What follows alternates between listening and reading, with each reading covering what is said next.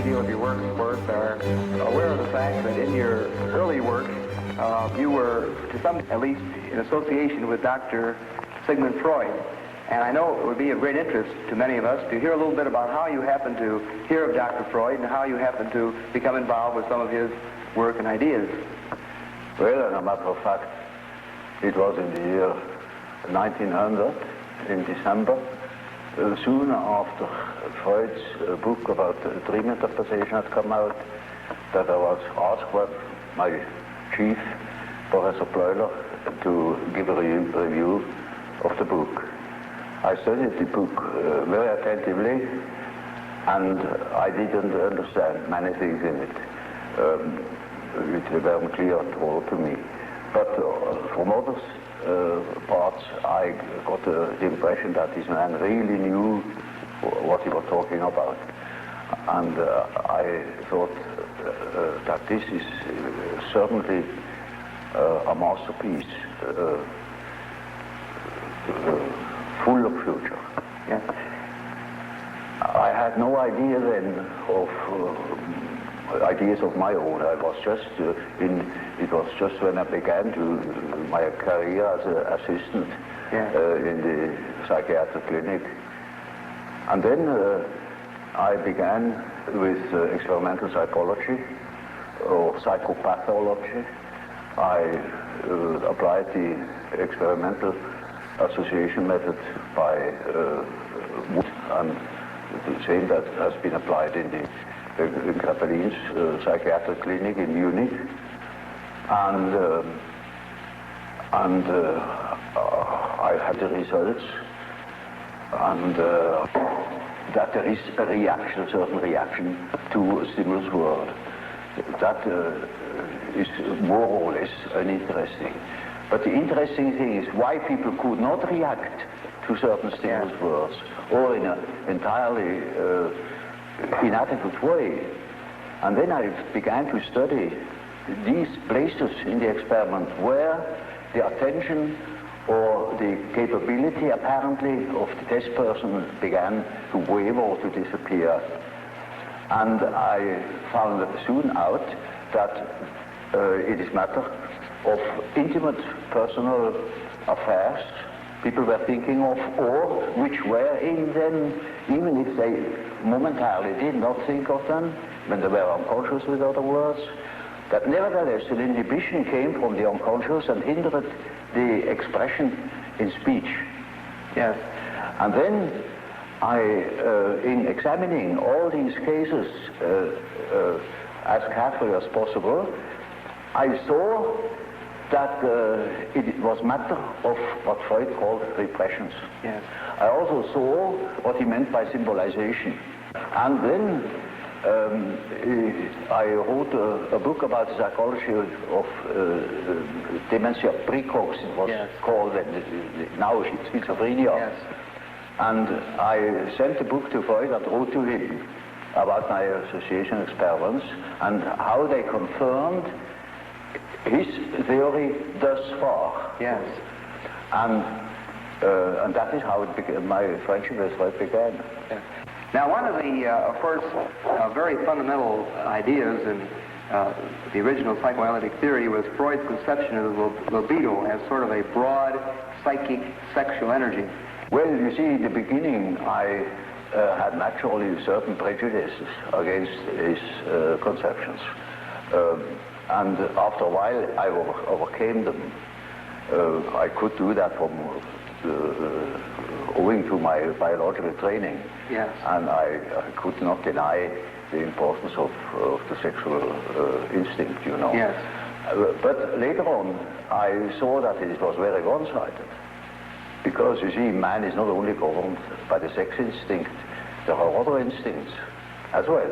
For instance, in biology, you see, the nutritional instinct is just as important as the sex instinct. Also, in primitive societies, sexuality plays a role much smaller than food. Food is the all-important interest and desire. Yeah. Sex, that is something they can have everywhere. They are not shy. But the food is difficult to obtain, you see. Yes, yes. And so it is the main interest. Yes. And then in other societies, for instance, in civilized societies, the power drive plays a much greater role than sex. Yes. For instance, there are many big businessmen who are impotent, even, because their whole energy is going into money making. Yes. Or dictating the laws to everybody else. Yes. That's much more interesting than affairs with women.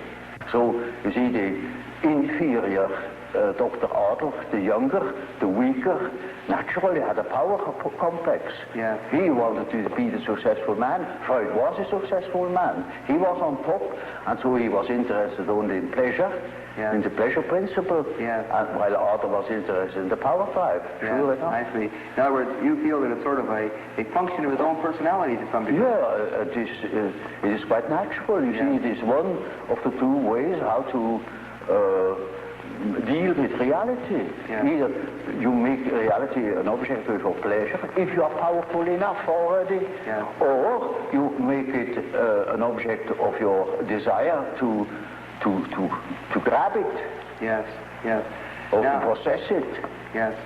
Now, of course, some observers have thought that perhaps the patients that Dr. Freud saw in Vienna of this period were often individuals who were repressed sexually. Oh, yes. And then perhaps that so many of these patients having been of this type, that this may have been one thing that sort of reinforced Dr. Freud's ideas. Well, that is certainly so. That in the end of the Victorian age, there was a reaction going over the whole world against the taboos, the sex taboos, as one called them. One didn't understand anymore properly why or why not. And Freud belongs into that time, a sort of liberation of the mind of such taboos. The research comes to the question of the unconscious. There things become necessarily blurred. Because the unconscious is something which is really unconscious. So you have no object, you see nothing. No. You only can make inferences, you know. And so we have to create a model of this possible structure of the unconscious, because we can't see it. Now, you see, he came to the concept of the unconscious chiefly on the basis of the same experience I had made in the association experiment, namely that people reacted. They said things, they did things without knowing that they did it or said it. And this is something you can observe experimentally in the association experiment, where people cannot remember afterwards what they did or what they said in the moment where a stimulus word hits the complex. With the reproduction, in the so-called reproduction experiment, you go through the whole list, and you will see that the memory fails where there was a complex reaction.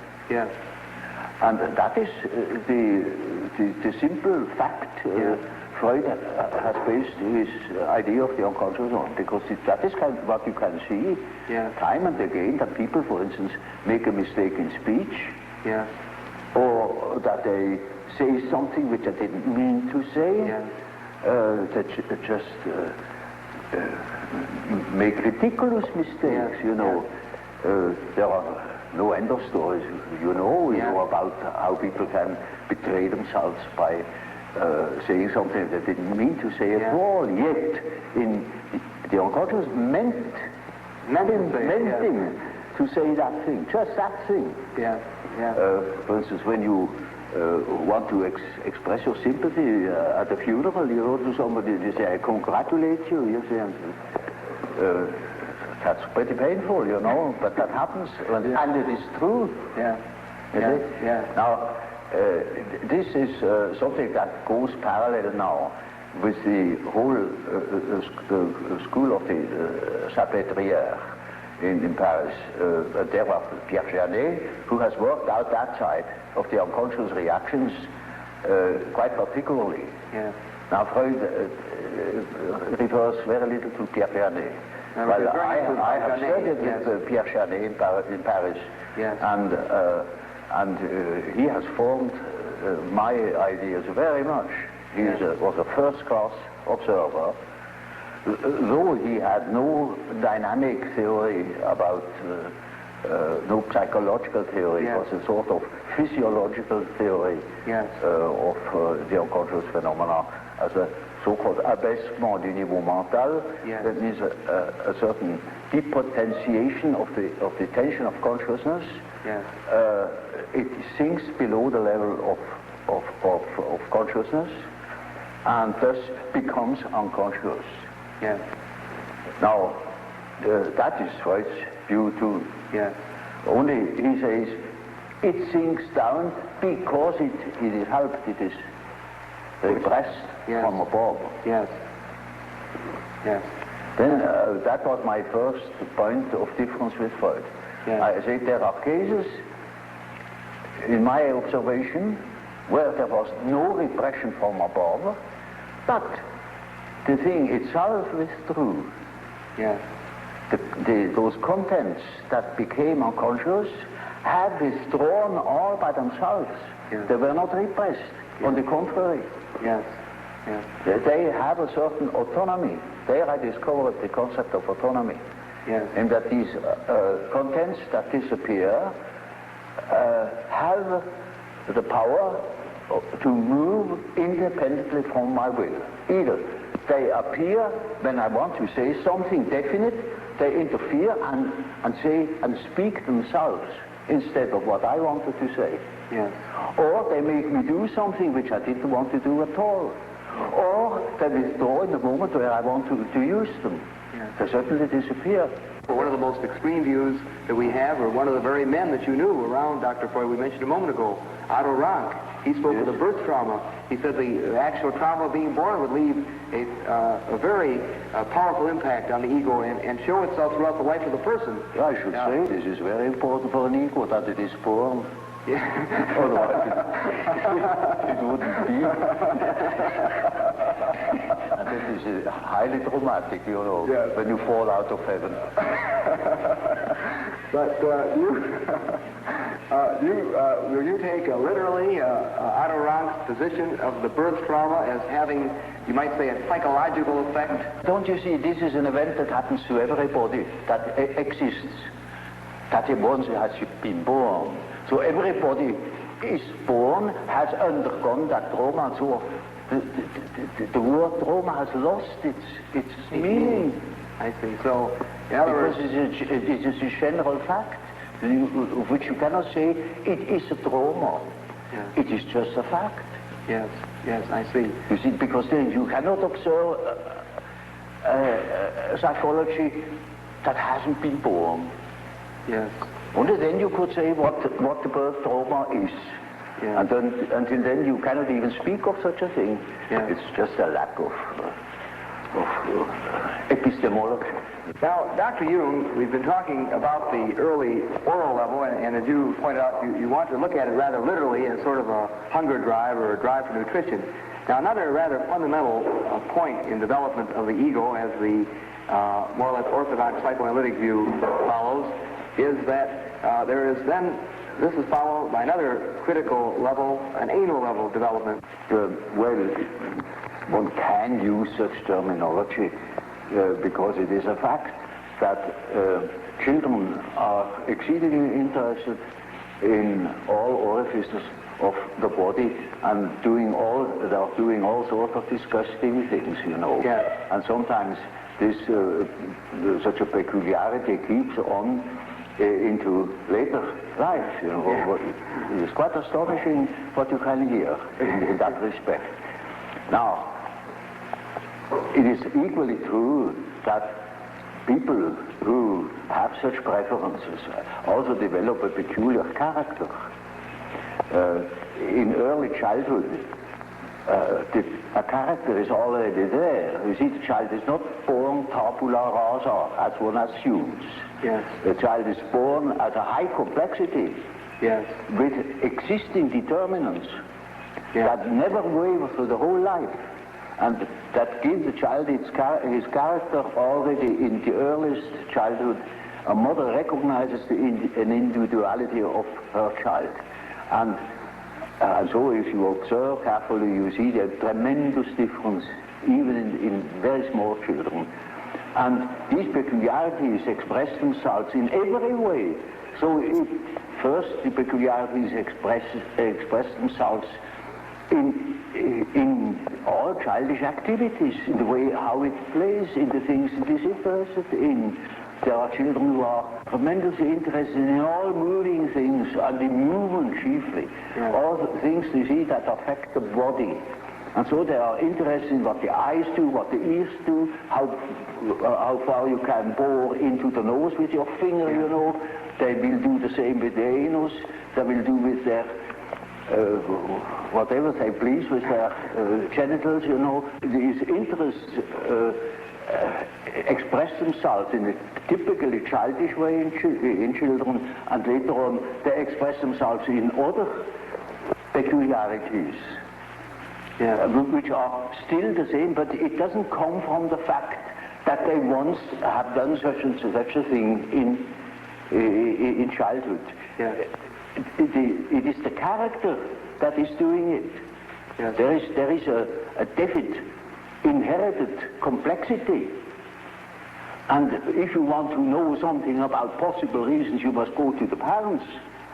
So in any case of a child's neurosis, I go back to the parents and see what there is going on, you know, because children have no psychology of their own, literally taken. They are so much in the mental atmosphere of the parents, so much en participation mystique with the parents. Yes. They are imbued by the paternal or maternal atmosphere, and they express these influences in their childish way. Yeah. So, for instance, a child, take for instance an illegitimate child, they are particularly exposed to environmental difficulties, for instance, the misfortune of the mother, etc., etc., and all the complications. And such a child will miss, for instance, a father. Yeah.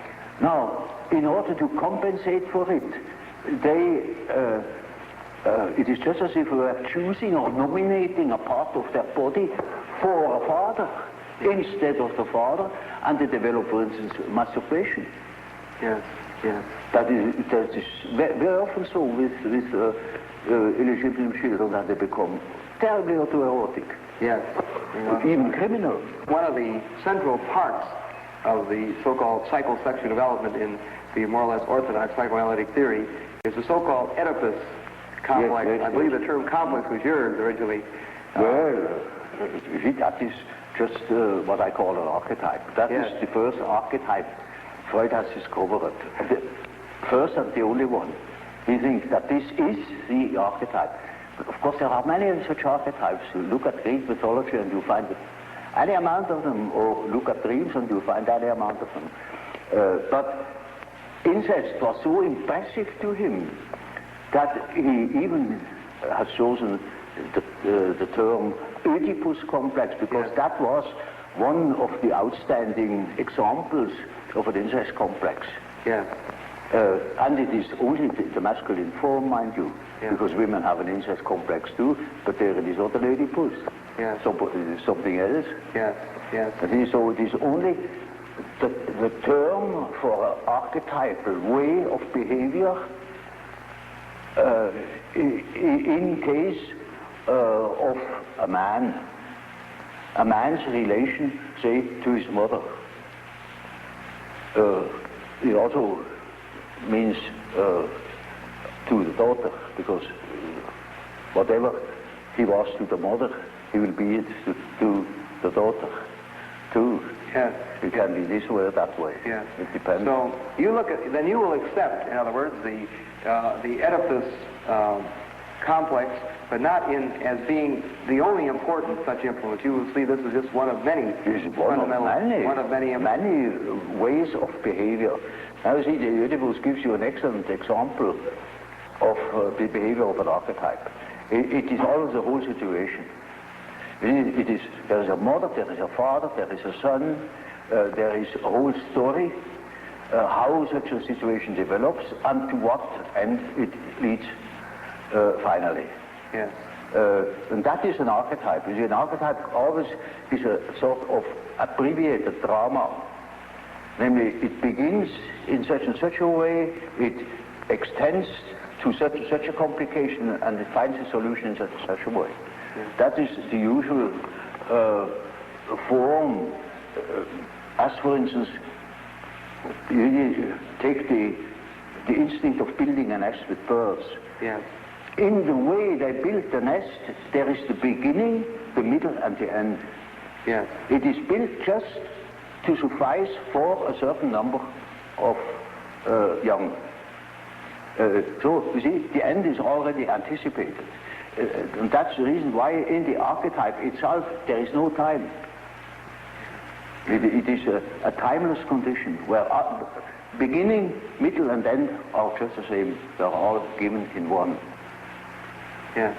Now that is only a hint to what the archetype can do, you know, yes. But that's a complicated question. Well, you know what a behavior pattern is. Yes. Now, the way in which, say, a weaver bird builds its nest, that is an inherited form in him. He will apply all certain symbiotic phenomena between insects and plants. They are inherited patterns of behavior. And so man has, of course, an inherited scheme of functioning. You see, his liver and his heart and all his organs and his brain will always function in a certain way, following its pattern. We only have a great difficulty of seeing it because we cannot compare. There are no other similar beings like man that are articulate and could give account of their functioning. If that were the case, we would know, I don't know what. But because we have no means of comparison, we are necessarily unconscious about our own conditions. But it is quite certain that man is born with a certain functioning, a certain way of functioning, a certain pattern of behavior. And that is expressed in the form of archetypal images, of archetypal forms. For instance, the way in which a man should behave is given by an archetype. Yes. And therefore, you see, the primitives tell such stories. A great deal of education goes through storytelling. Yes. For instance, they call in a palaver of the young men and two older men perform before the eyes of the younger all the things they should not do. Yeah. And at the end they say, now that is exactly the thing you shall not do. Another way is they tell them of all the things they should not do. Yeah. And you, like the Decalogue, yeah. Thou shalt not. Yes, yes. And that is always supported by mythological tales. Yes. For instance, our ancestors have done so and so, and so you shall do. Okay. Or such a hero has done so and so, yes. And that is your model. Yes. For instance, take the teaching of the Catholic Church. There are several thousand saints, yes. And they show us how, you see, the models then become the models for the individual. And they have their legends, and that is Christian mythology. Yes. In Greek, you know, there was a Theseus, there was a Heracles, models of fine men, of gentlemen, you know. Yes, yes. And they teach us how to behave. They are archetypes. I see. Archetypes of behavior. So you see, when you have lived under primitive circumstances, in the primeval forest, among primitive populations, then you know that phenomenon.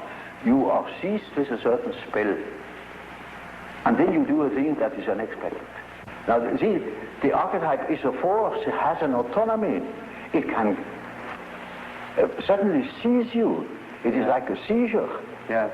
So, for instance, falling in love at first sight, that is such a case. You see, you have a certain image in yourself without knowing it of the woman, of the woman. Yeah. Now you see that girl, or at least a good imitation of your type. Yeah. And instantly you get a seizure, and you're gone. Yeah. And afterwards you may discover that it was a hell of a mistake. Or you see, a man is quite capable, he's intelligent enough to see that that woman of his choice, as one says, not no choice, he has been captured. Yeah. You know, he sees that she is no good at all, that she is a hell of a business. And he tells me so, and he said, for God's sake, doctor, help me to get rid of that woman. He can't. He's like clay in her fingers. And that is the archetype. That is so-called archetype of the anima. Yeah. He thinks it is all his soul. Well, you know, that is a bit complicated, you know. The anima is an archetype form expressing the fact that a man has a minority of feminine or female genes. Yeah. And that is something that doesn't disappear in him. That is constantly present. And it works as a female in a man. Therefore, already in the 16th century, the humanists have discovered that man has an anima. I see. And that each man carries his female with himself, they say it. Yeah. And so you that is not a modern invention. Yeah. So now you see, the same is the case with the animus. That is a masculine image in a woman's mind, which is not sometimes quite conscious, sometimes it is not conscious, but it is called into life the moment that woman meets a man who says the right things. I see. And then because he said it is all true, and he is the fellow. Yeah. No matter what he is. Yeah. So to infer something. Those are particularly well-founded archetypes. Yeah. Those two, and there you can lay hands on the basis, as it were, of the archetype. They are exceedingly well defined. Well, Dr. Jung, we have been discussing in some detail some of the factors in the development of the personality of the individual, and you have very kindly elaborated for us on some of your fundamental concepts. I wonder if you would mind telling us a little bit about how you construe this term, persona. Well, this is a practical concept we need in elucidating people's relation. I noticed with my patients, particularly with people that are in public life, that they have a certain way of presenting themselves. For instance, take the doctor. He has a certain way. For instance, he has good bedside manners, and he behaves as one expects a doctor behaves. He may even identify himself with it and believe that he is what he appears to be. Yeah. He must appear in a certain form, unless people don't believe that he is a doctor. And so when he's a professor, he's also supposed to behave in a certain way so that it is plausible that he is a professor, you know. So the persona is partially the result of the demands society has. And on the other side, it is a compromise with what one likes to be, or with what, or as one likes to appear, say. Yes. Take, for instance, a parson. He also has his particular manner, and as corresponding to the general expectation, and he behaves also in another way, combined with his persona that is forced upon him by society, in such a way that also his fiction of himself, his idea about himself, is more or less portrayed or represented. So the persona is a certain complicated system of behavior which is partially dictated by society and partially dictated by the expectations or the wishes one nurses oneself. Yes. Now, this is not the real personality, in spite of the fact that people will assure you that that is all quite real and quite honest, yet it is not. Yes. Now, such a performance, or say, the performance of the persona is quite all right as long as you know that you are not identical with the way in which you appear. Yes. But if you are unconscious of this fact, then you get into sometimes very disagreeable conflicts. Namely, people can't help noticing that at home, for instance, you are quite different from what you appear to be in public. Yes. And people who don't know it stumble over it in the end. They deny that they are like that, but they are like that. They are it. And then you don't know, now, which is the real man? Yes, yes. Is he the man as he is at home or in intimate relations, or is he the man that appears in public? It is a question of Jekyll and Hyde. Yes. Often.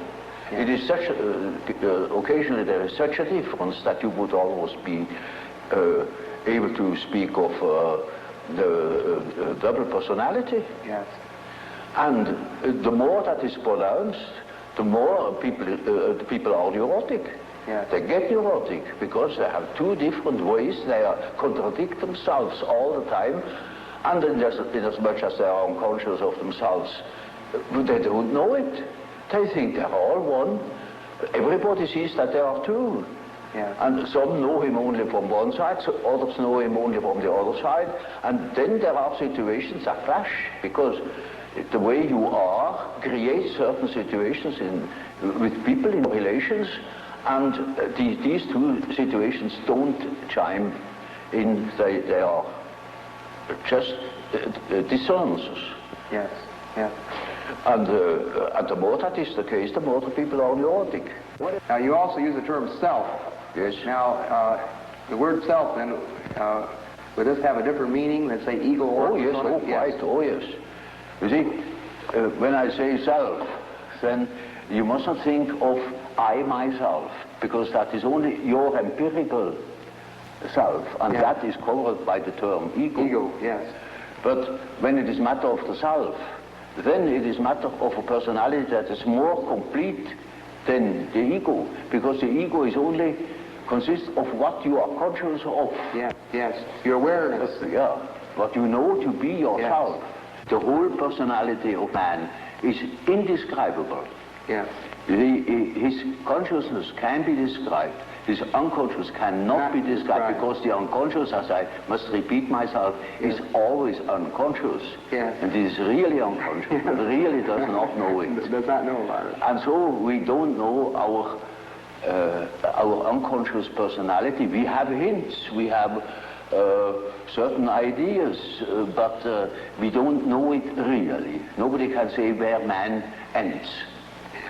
That is the beauty of it, you know. Yeah. It's very interesting. Yeah. The unconscious of man can reach God knows where. There we are going to make discoveries. Yes, yes. Now, another set of ideas center around the terms introversion and extroversion. It's simply practical, because there are certain people who definitely are more influenced by their surroundings than by their own intentions. While there are other people who are more influenced by the subjective factor. Now you see, the subjective factor, that's very characteristic, was understood by Freud as a sort of pathological autoerotism. Yes, yes. Now this is a mistake. You know, we have, the psyche has two conditions, two important conditions. The one is the environmental influence, yes. And the other is the given fact of the psyche as it is born. The psyche is by no means tabula rasa. We are a definite mixture and combination of genes, and they are there from the very first moment of our life. And they give a definite character, even to the little child. And that is a subjective factor, looked at from the outside. Now, if you look at it from the inside, yes, then it is just so as if you would observe the world. Yes. When you observe the world, you see houses, you see the sky, you see tangible objects. But when you observe yourself within, you see moving images. Yes. A world of images. Yes.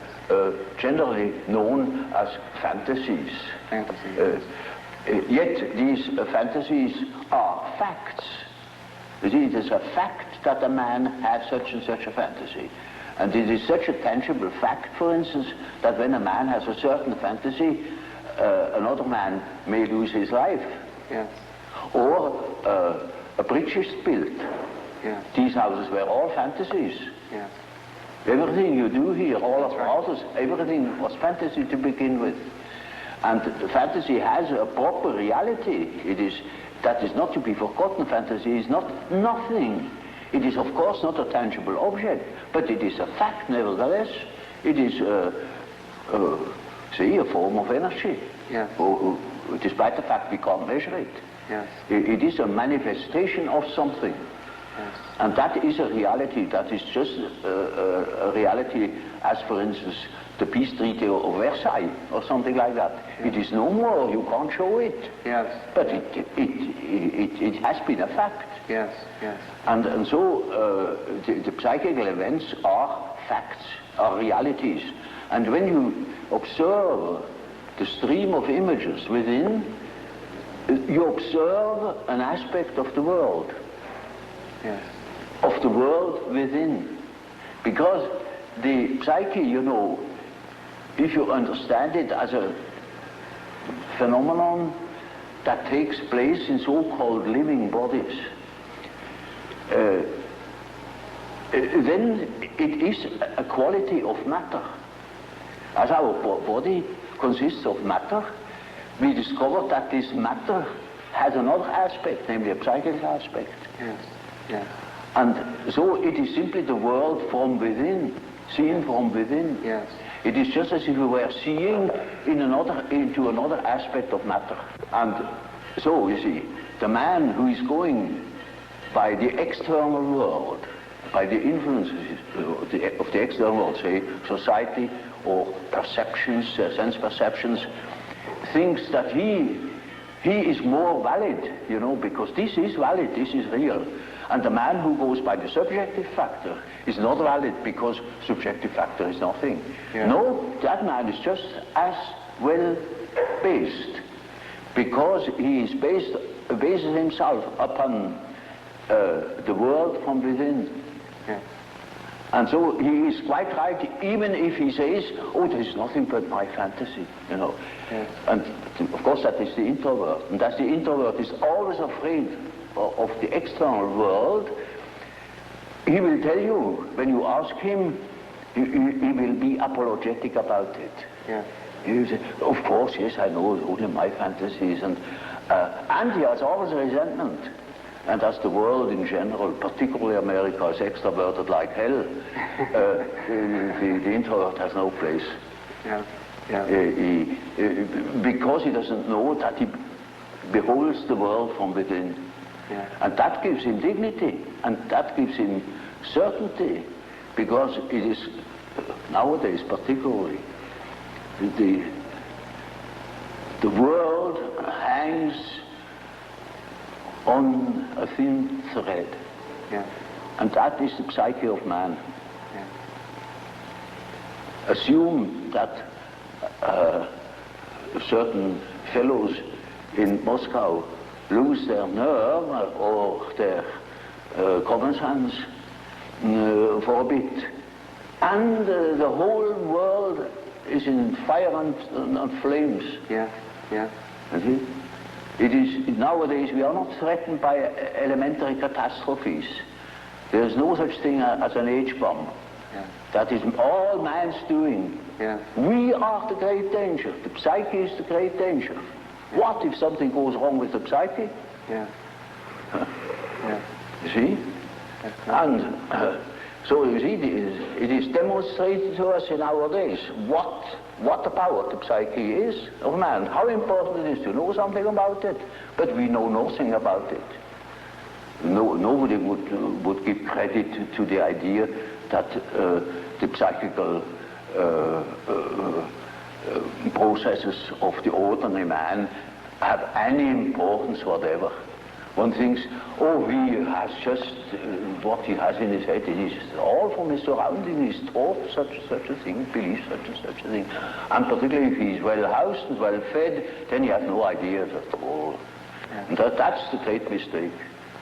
Yeah. Because he is just that as which he is born, and he is not born as tabula rasa, but as a reality. Would you perceive the world being made up of only people or extreme introverts and people that are extreme extroverts? Well, you know, Bismarck once said,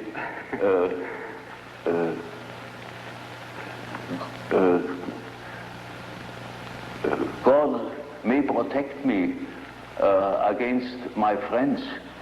With my enemies, I can deal myself alone.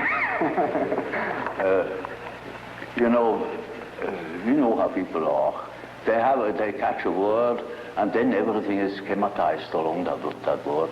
There is no such thing as a pure extrovert or a pure introvert. Yeah. That such a man would be in the lunatic asylum.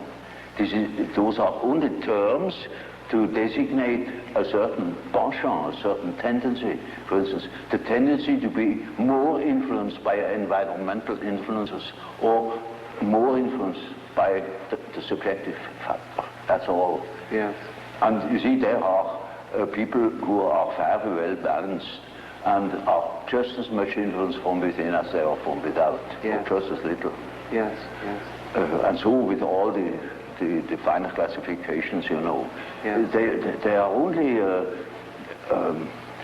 sort of point de repère, points for orientation. My whole scheme of typology is merely a sort of orientation.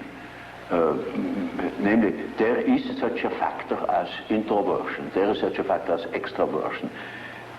The classification of individuals means nothing at all.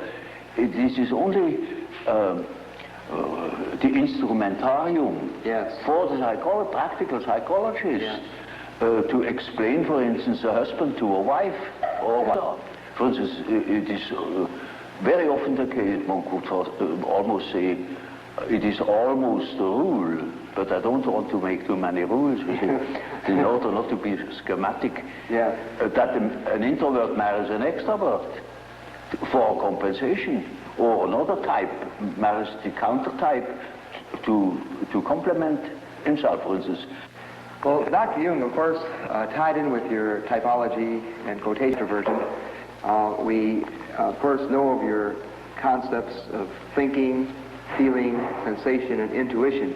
Well, there is quite a simple explanation of these terms, and it shows you at the same time how I arrived at such a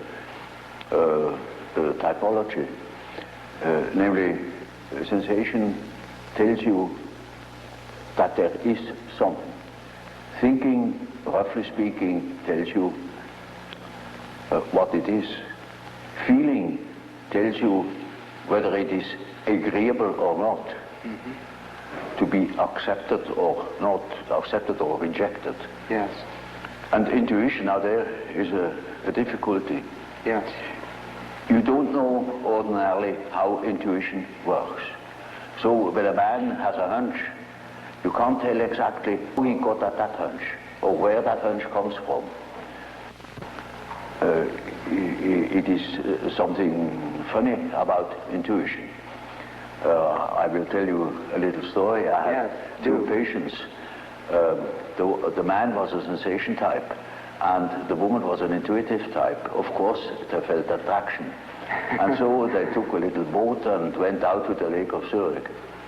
And there were those birds that dive off the fish, you know. Yeah. And then after a certain time they come up again, and you can't tell where they come up.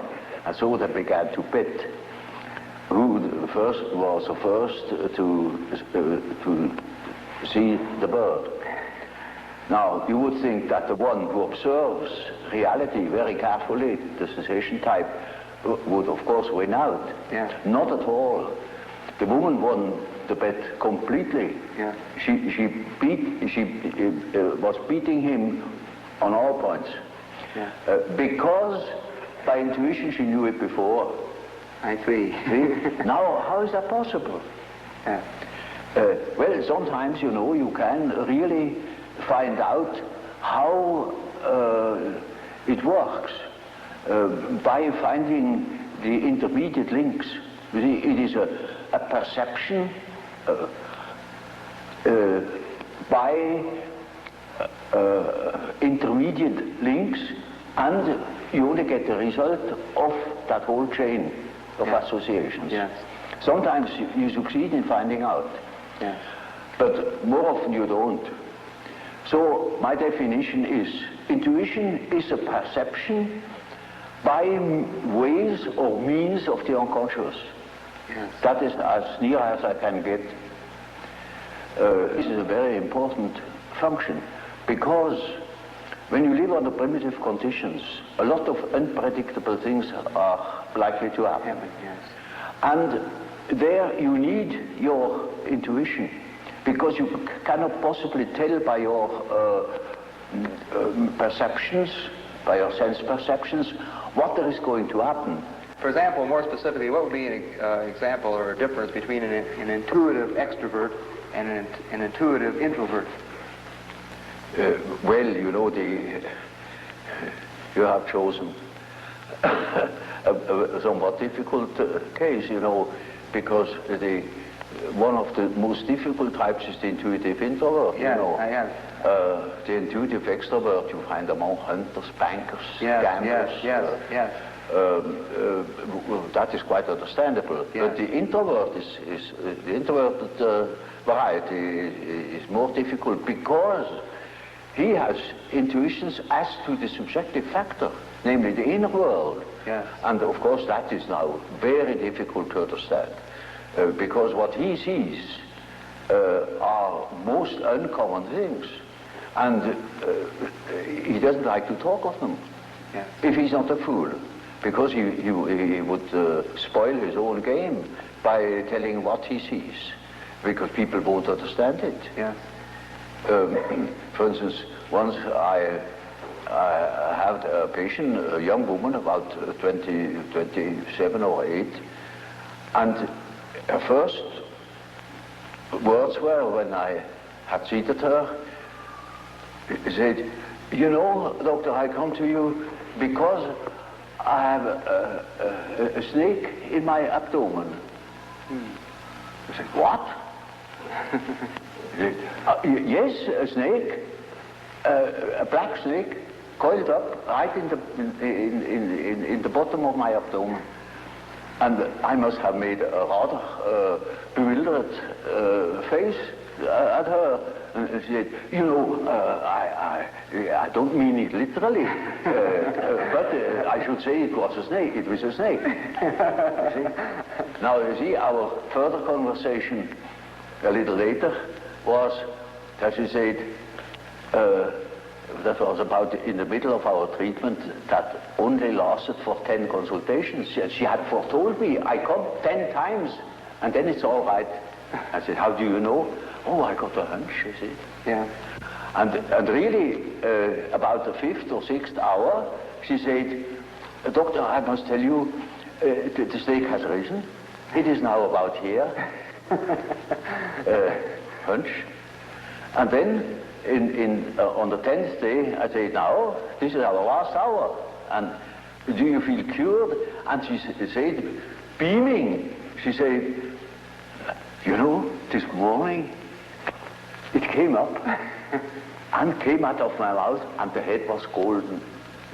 And those were her last words. Now,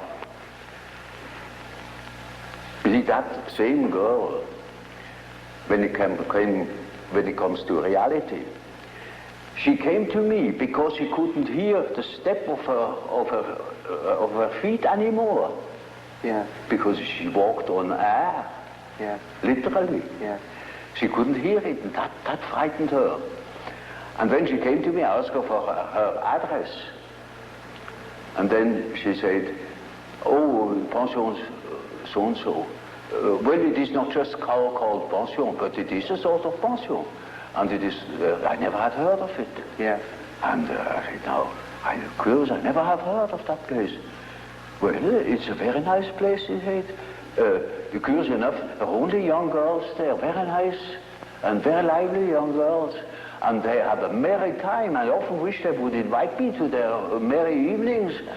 And I said, but do they amuse themselves all alone? Said, oh no, there are plenty of young gentlemen coming in, and they have a beautiful time, but they never invite me. It turned out that it was a private brother. Yes. And she was a perfectly decent girl, you know, of a very good family, not from here. She had found that place, I don't know how. And she was utterly unaware that those were all prostitutes. I said, for heaven's sake, you fell into a very dark place. You hastened to get out of it. You see, that was her sensation. Yeah. She didn't see reality. Yeah. But she had hunches like anything, and they came off. Yeah. Now, you see, such a person cannot possibly speak of her experiences. Yes. Because everybody would think she's absolutely crazy. Yeah. I myself was quite shocked when I thought, for heaven's sake, is that case a schizophrenia? Yes. Yeah. Because you don't hear that kind of speech. Right. But she assumed that the old man, of course, knows everything, and he even understands such kind of language. Yeah. So you see, if when the intuitive, the introverted intuitive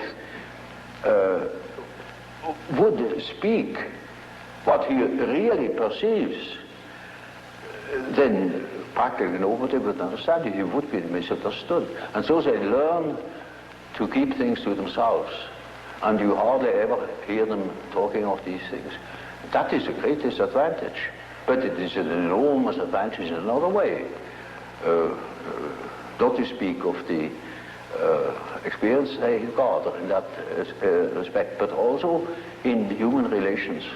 For instance, they come into the presence of somebody they don't know. And suddenly they have inner images. And those inner images give them a more or less complete information about the psychology of the partner. Yes. Yes. You know, that is, but the case can also happen that they come into the presence of somebody whom they don't know at all, not from Adam, and they know an important piece out of the biography of that person. Yes. Yes. And are not aware of it, and tell the story. Yes. And then the fat is in the fire. Yes, that's right. You see, so the introverted intuitive has in a way a very difficult life, although one of the most interesting lives. Yes. But it is difficult often to get into their confidence. It's just a sort of a skeleton to which you have to add the flesh, or say it is a country mapped out, you know, by triangulation points. And that doesn't mean the country consists of triangulation points. Yeah. That is only in order to have an idea of the distances. Yes. And so it is a means to an end. It only makes sense, such a scheme, when you deal with practical cases. Well, I told you that case of that intuitive girl. Who suddenly came out with the statement that she has a black snake in the bed. Yes. Well, now, that is a collective symbol. Yes. That is not an individual fantasy. That is a collective fantasy. Collective, yes. That is well known in India. Yeah. Well, she has nothing to do with India, but we have it too. It was generally human. Yeah. But it's entirely unknown. So that I, even in the first moment, thought perhaps she's crazy. Yeah. But she was only highly intuitive. Yeah. It is in India known. It is the basis of a whole philosophical system of Tantrism. Yeah. This is Kundalini. Kundalini serpent. I see. You see, and that is something known to some few specialists. Yeah. Generally, it's not known that we have a serpent in the abdomen. Yeah. But that is a collective, you see, that is a collective dream or a collective fantasy. Yeah. It may be, you know, that what the unconscious has to say is so disagreeable that one prefers not to listen. Yes. And in most cases, people would be probably less neurotic if they could admit the things. Because these things are always a bit difficult or disagreeable or inconvenient or something of the sort. So there is always a certain amount of repression. But that is not the main thing. Not the main thing is that they are really unconscious. Yes. And you see, if you are unconscious about certain things that ought to be conscious, then you are dissociated. I see. And then you are a man whose left hand never knows what the right is doing. And counteracts or interferes with the right hand. Yeah. Now such a man is hampered all over the place. Yeah. You see, then we have the problem. That is the problem for an intellectual man. And then I say, now, you see, you don't know, you have no answer. Yeah. I have no answer. Yeah. Now what are we going to do? Yeah. I say, now we must see what you're dreaming. Because the dream is a manifestation of the unconscious side. Now he never has heard of the unconscious side. So I must explain to him that he has an unconscious, and that the dream is a manifestation of it, and if we succeed in analyzing the dream, we might get an idea about that power that makes him think like that. I see. In treatment, for instance, in the treatment of neurosis, you have to do with that personal unconscious for quite a while. And then only dreams come that show that the collective unconscious is touched upon. Now, as long as there is material for personal nature, you have to deal with the personal unconscious. Yes. But when you get to, say, to a question, to a problem, which is no more merely personal, but also collective. You get collective dreams. Yes. Yes. And then we are there where we can begin with the observation of the unconscious. And then, day by day, one goes on by the data the unconscious produces. Yes. You see, we discuss the dream, and that gives a new surface to the whole problem. And he will have another dream, and the next dream gives again an answer, because the unconscious is in a compensatory relation to consciousness, and after a while we get the full picture. Yeah. And if he has the full picture and has the necessary moral stamina, well, then he can be cured. I see. But in the end, it is a moral question whether a man applies what he had learned or not. There is a sort of typical way in which the integration of consciousness takes place. Namely, the average way is that through the analysis of dreams, for instance, you become acquainted with the contents of the unconscious. I already told you this to begin with, all personal material. Yes. Subjective questions, questions of the individual's difficulties in adapting to environmental conditions, and so on. Yes. Now, it is a regular observation that when you talk to an individual, and this individual gives you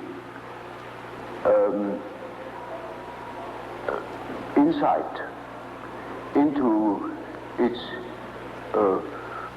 inner preoccupations, interests, emotions, in other words, hands over his personal complexes, then you get slowly and nilly-willy into the situation of a sort of authority.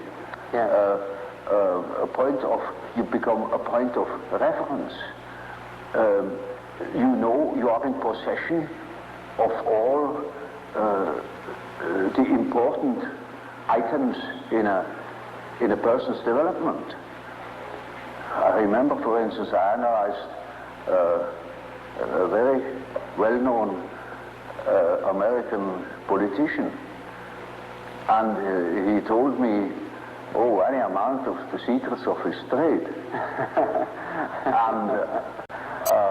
And suddenly he jumped up and said, "By God, what have I done? You know, you get $1 million for what I have told you now." And I said, "Well, I'm not interested. You can sleep in peace. I shall not betray you. I forget it within a fortnight." Now, you see, that shows that the things people hand out are not merely indifferent things. When it comes to something important, emotionally important, then they hand out themselves. They hand out a big emotional value, as if they were handing over a large sum, as if they were trusting you with the administration of their estate. Yes. And they're entirely in your hands. Yes. Often, I hear things that could ruin those people, utterly, irreparably ruin. Or it would give me, if I should have any blackmailing tendencies, unlimited power to blackmail them. Now, you see, that creates an emotional relationship to the analyst. And that is what Freud called the transference. Yes. Which is a central problem of analytic psychology. It is just so as if these people had handed out their whole existence, and that can have very peculiar effects upon the individual. Either they hate you for it or they love you for it. Yeah. But you are not indifferent to them. And there is then a sort of emotional relation between the patient and the doctor. Yes. Now, when you hand out such materials, then these contents are associated with all the important persons in the life of a patient. Now, the most important persons are usually father and mother. Yeah. That comes up from childhood. The first troubles are with the parents as a rule. So, in handing over your infantile memories about the father or about the mother, you hand over also the image of father and mother. Then it is just as if the doctor had taken the place of the father, even of the mother. I had quite a number of male patients that called me Mother Jung, because they handed over the mother to me, curiously enough. But you see, that's quite irrespective of the personality of the analyst. It is simply disregarded. He functions as if he were the mother, or he functions as if he were the father, the central authority. And now that is what one calls transference. That's a case, a particular case of of projection. Yes. Now, Freud doesn't exactly call it projection; he calls it transference. Yes. That is an allusion to the old and superstitious idea of handing over a disease, transferring a disease upon an animal, or handing over the sin upon a scapegoat, and the scapegoat takes it out into the desert and makes it disappear. So they hand over themselves in the hope that I can swallow that stuff and digest it for them. And so I am in loco parentis and have a high authority. Naturally, I'm also persecuted by the correspondent resistances, by all the manifold emotional reactions they have had against their parents. Now, that is the stuff you have to work through first in analyzing the situation, because a patient in such a condition is not free. He's the slave. He's utterly dependent upon the doctor, like a patient with an open abdomen on the operation table. Yes. He's in the hands of the surgeon for better or worse. And so the thing must be finished. And so we had to work through that condition in the hope that we arrive in a situation where the patient is able to see that I'm not the father or not the mother, that I am an ordinary human being. Now, everybody naturally should assume that such a thing would be possible. For instance, that a patient could arrive at such an insight when he's not a complete idiot, that I am just a doctor and not emotional figure of their fantasies. But that is very often not the case. So I had a case that was an intelligent young woman.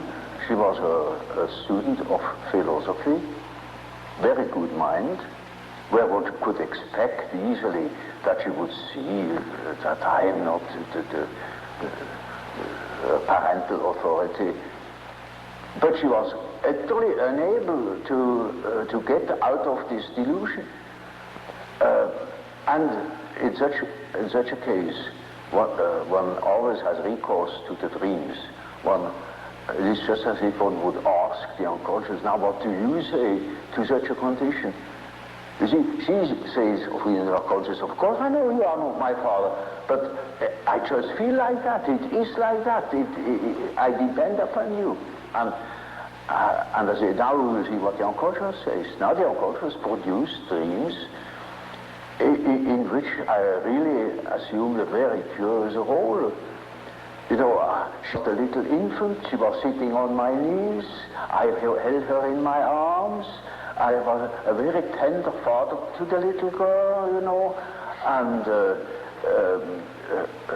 and more, her dreams became emphatic in that respect, namely that I was a sort of child, and she is a very little, frail human thing, you know, and quite a little girl in the hands of an enormous being.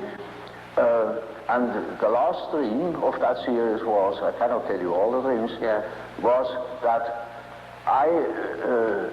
it was out in nature. I stood in a field of wheat, an enormous field of wheat that was ripe for harvest. And I was a giant. And I held her in my arm like a baby. And the wind was blowing over that field of wheat. Now you know when the wind is blowing over wheat field, these waves in the wheat field. Yes, yes. And with these waves, I swayed like that, putting her as if it were to sleep, you know. And she felt as being in the arms of a God, of the Godhead. Mm-hmm. And I thought, now the harvest is ripe. Yes. And I must tell her. And I told her, you see, what you want and what you project into me, because you are not conscious of it, is you have the idea of a deity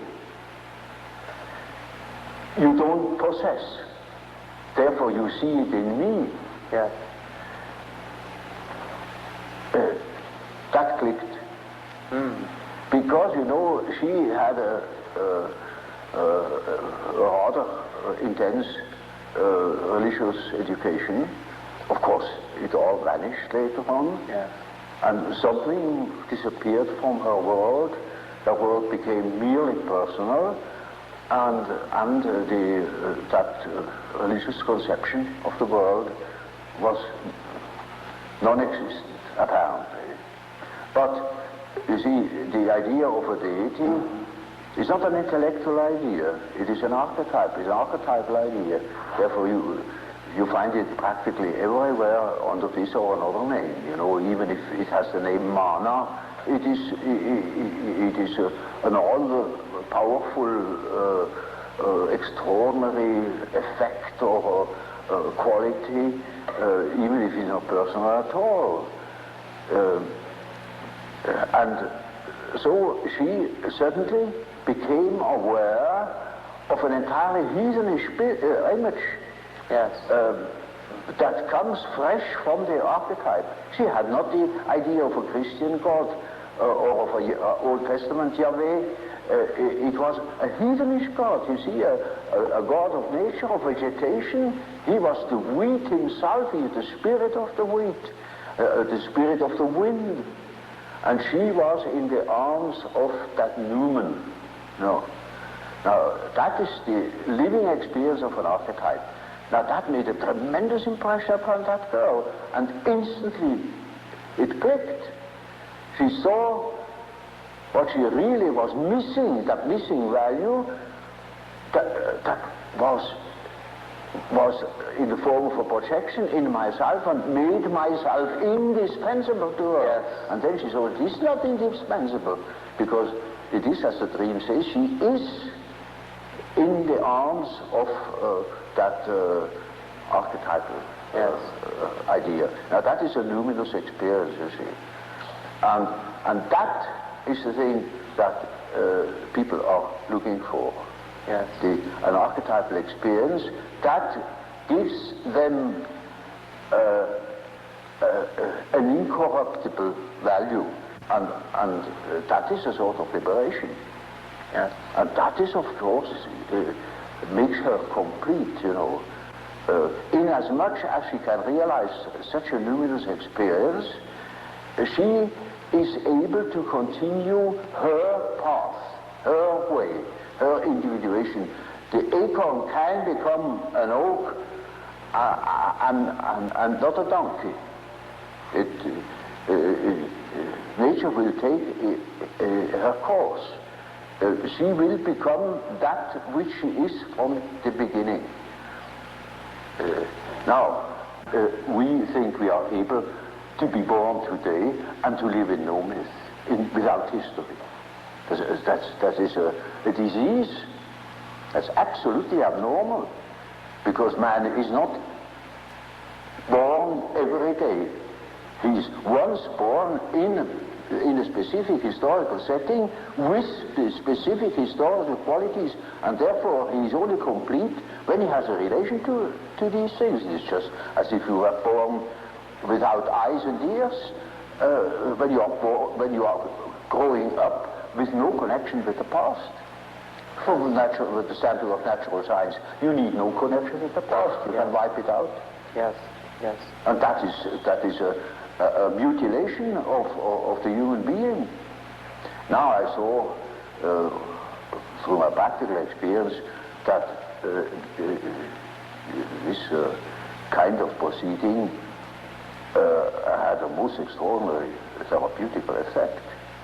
And so, you see, in our days, we have such and such view of the world, such a philosophy,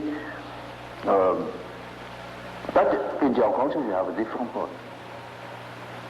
And that we can see through the example of the alchemistic philosophy that behaves towards the medieval consciousness exactly like the unconscious behaves to ourselves. And we can construct or even predict our the unconscious of our days when we know what it has been yesterday. Now that is, with a few words, the development of my ideas.